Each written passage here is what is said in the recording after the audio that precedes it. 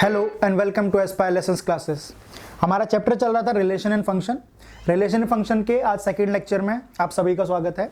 आज जो हम पढ़ने वाले हैं वो है हमारा रिलेशन की। हमने डेफिनेशंस कर ली थी। डेफिनेशन करने के बाद बात करते हैं इसकी डोमेन और रेंज के बारे में।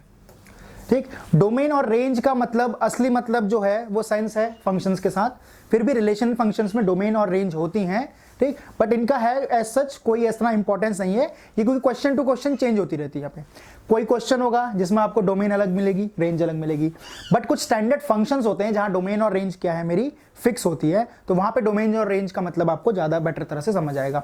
देखना क्या बात कर रहा है, let R be a relation from A to B. A से लेके बी तक कोई रिलेशन है। रिलेशन है मतलब ए क्रॉस बी का सबसेट होगा। ठीक, अगर बात करें इसकी डोमेन की तो आपको पता है रिलेशन में कैसे आते थे, ऑर्डर्ड पेयर आते थे। ए कॉमा बी ऐसे कुछ ऑर्डर्ड पेयर मेरे रिलेशन में आते थे। तो इस ऑर्डर्ड पेयर में जो फर्स्ट एलिमेंट है आपका सेट ऑफ फर्स्ट एलिमेंट्स, वो क्या बन जाएगी आपकी domain. Set of all the first elements of the ordered pair. Ordered pair के जितने भी फर्स्ट एलिमेंट है उन सबको अगर आप वापस एक सेट में बंद कर दोगे तो वहां क्या बन जाएगा, वो डोमेन ऑफ आर। ठीक, तो डोमेन की बात क्या कही, जो ऑर्डर्ड पेयर में पहला एलिमेंट आएगा, तो जो दूसरा एलिमेंट आएगा उसे हम क्या कहेंगे, उसे यहां पे कहेंगे हम इसकी रेंज। तो किसी भी रिलेशन की रेंज क्या होगी, the set of all the second element of this ordered pair will be called range. ठीक, तो कोई भी रिलेशन है उस पर आपके ऑर्डर्ड पेयर आने हैं, आपको पता है। ऑर्डर्ड पेयर में जो पहले एलिमेंट है उन सबके सेट को अगर ले लो आप तो उसे क्या कहेंगे, रेंज।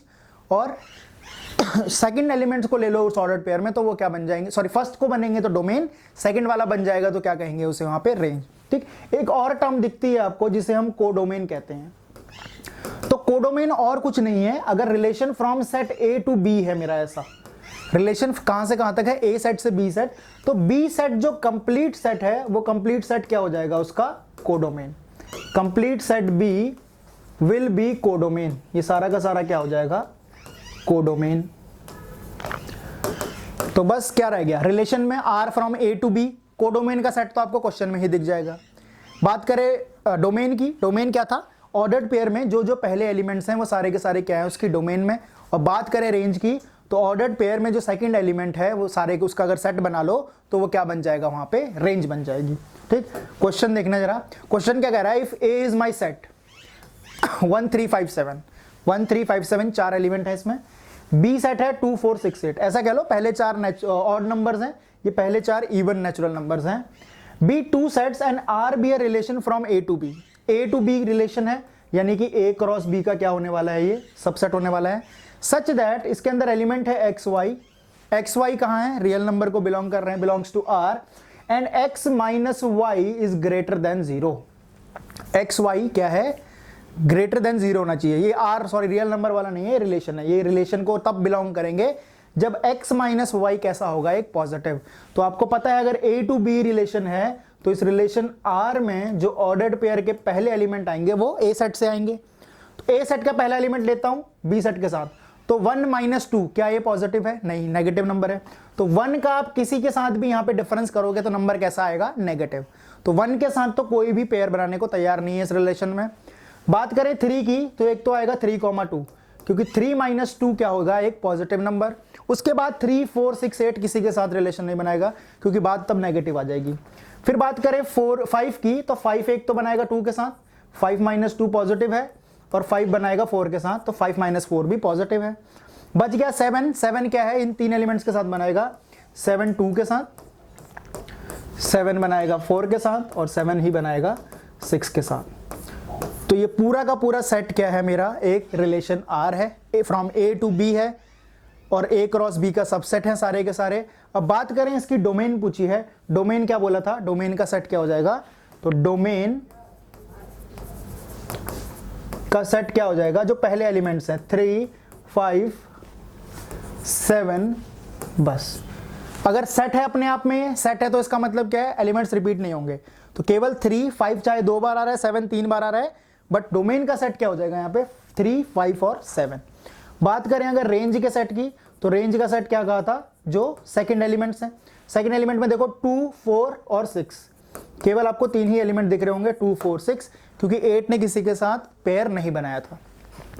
हाँ, और इस क्वेश्चन में ही अगर मैं पूछ दूं आपको कोडोमेन, तो कोडोमेन क्या होगा, जहां से जहां तक रिलेशन है, अगर A टू B है तो B complete set will be codomain, अगर यही रिलेशन B टू A है तो कंप्लीट A सेट मेरा क्या हो जाएगा यहाँ पे, कोडोमेन का सेट।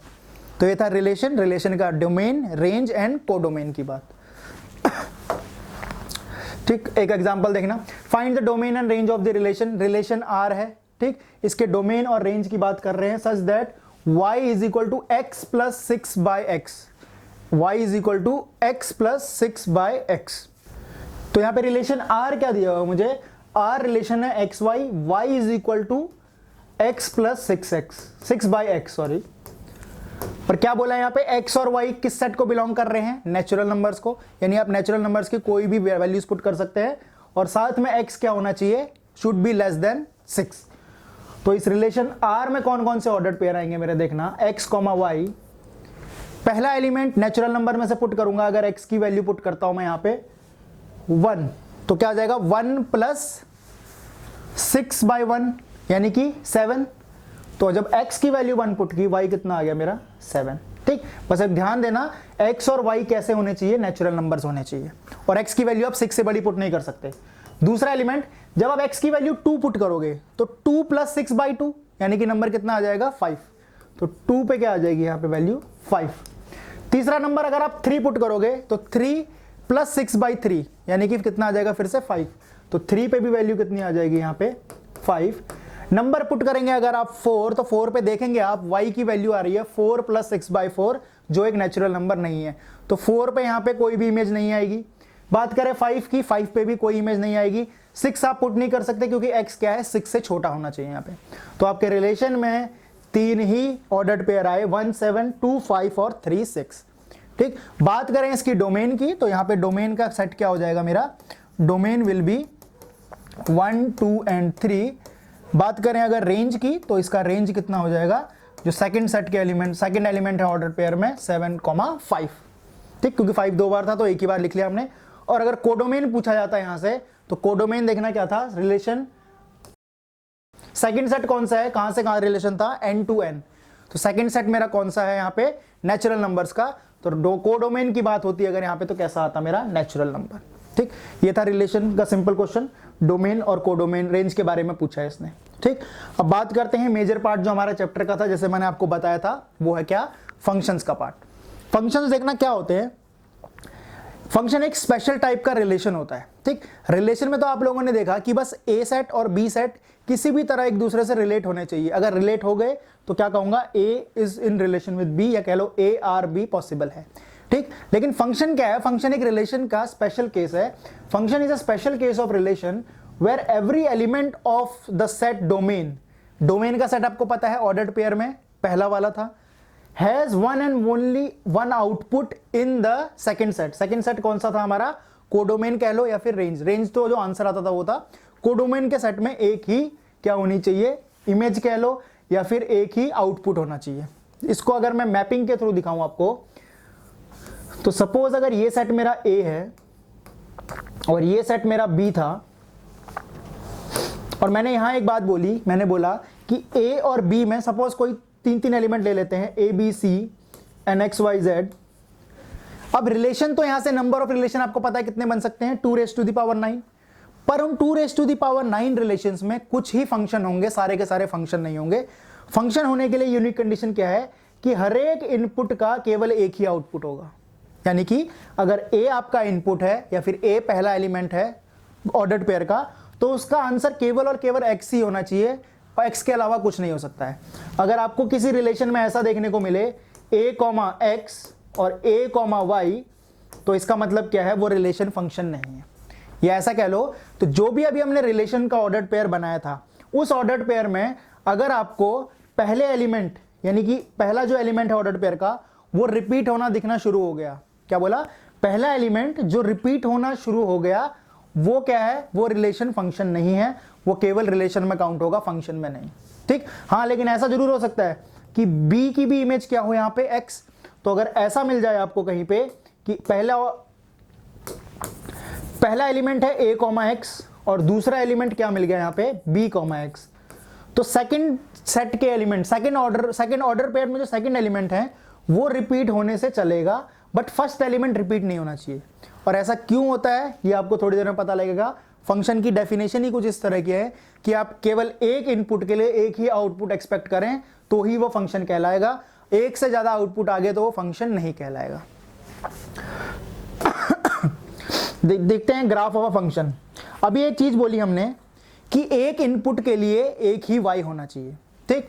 अगर फंक्शन लूं ऐसा मैं y is equal to f x, देखो सबसे पहले तो फंक्शन को लिखने का तरीका होता है y is equal to f of x. ऐसा क्यों होता है देखना, जो रिलेशन है, रिलेशन में तो कुछ भी चलता है, लेकिन फंक्शन में हम क्या करते हैं, फंक्शन में हम एक स्टैंडर्ड नोटेशन लेके चलते हैं कि हम जो इनपुट करेंगे वो इनपुट किसकी फॉर्म में होगा, केवल x की फॉर्म में होगा। जो आउटपुट आएगा वो आउटपुट किसकी फॉर्म में लेंगे हम, y की फॉर्म में। तो अगर मैं ऐसा बोलूं आपको y is equal to x square कोई फंक्शन है, तो ये बात मान के चलिए कि यहाँ पे जो इनपुट आएगा, इनपुट किसकी फॉर्म में दोगे आप, x की फॉर्म में, और जिस फॉर्म में इनपुट देते हो वही क्या होता है इसका डोमेन। और जो इनपुट देने के बाद आउटपुट आएगा y का, उसी y के आउटपुट को मैं क्या बोलूंगा, रेंज, ठीक। तो हमने एक स्टैंडर्ड नोटेशन क्या मान ली कि जो भी डोमेन होगी उसे मैं x एक्सिस पे प्लॉट करूंगा।